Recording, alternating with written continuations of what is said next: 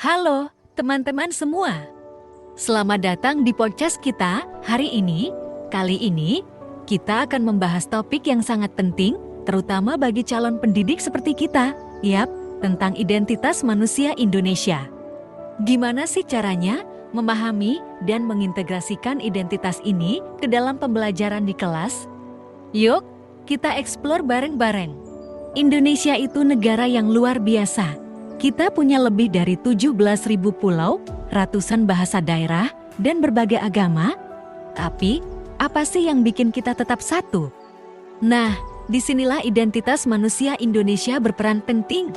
Sebagai calon guru profesional, kita harus paham, identitas ini bukan sekadar simbol, tapi juga nilai yang harus diajarkan ke siswa-siswa kita. Yang pertama, keberagaman adalah kekuatan. Kita hidup di negara dengan berbagai suku, budaya, dan keyakinan. Di kelas, keberagaman ini harus jadi sesuatu yang dirayakan. Misalnya, kita bisa bikin diskusi tentang budaya masing-masing siswa atau ajak mereka mengenal daerah-daerah di Indonesia.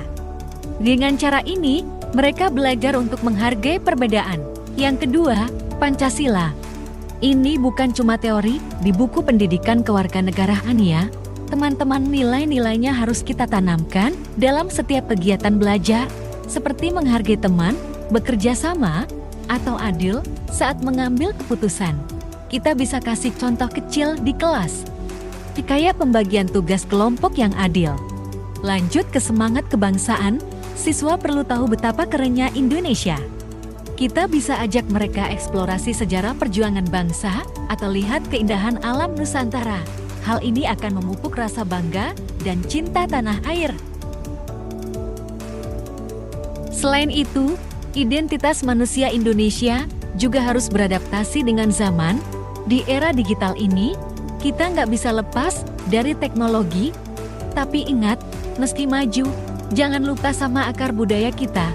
Jadi, ajak siswa buat berpikir kritis dan kreatif, tapi tetap menghormati nilai-nilai tradisional. Terakhir, filosofi gotong royong, ini khas banget Indonesia. Di kelas, kita bisa ajarkan pentingnya kerjasama, empati, dan solidaritas, misalnya bikin proyek kelompok yang memerlukan kerjasama, atau simulasi kegiatan sosial untuk membantu sesama.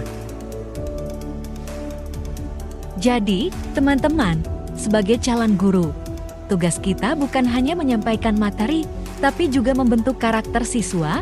Identitas manusia Indonesia ini adalah bekal penting bukan hanya untuk mereka, tapi juga untuk kita sebagai pendidik. Mari kita ajarkan mereka jadi generasi yang bangga dengan jati dirinya, sekaligus siap menghadapi dunia global. Sampai di sini dulu ya obrolan kita hari ini. Kalau kamu punya pendapat atau pengalaman tentang bagaimana mengajarkan identitas manusia Indonesia di kelas, share di kolom komentar.